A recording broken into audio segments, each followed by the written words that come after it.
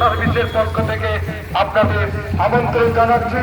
আজকে আমাদের ক্যাম্পের চতুর্থ দিন, আগামীকাল আমাদের ক্যাম্পের শুভ সমাপ্তি ঘোষণা হবে। আপনাদেরকে দলে দলে যোগদান করার জন্য আমন্ত্রণ জানানো হচ্ছে। সকলে ভালো থাকবেন, আনন্দে থাকবেন, সকলের কল্যাণ হোক। সকলকে ধন্যবাদ, নমস্কার।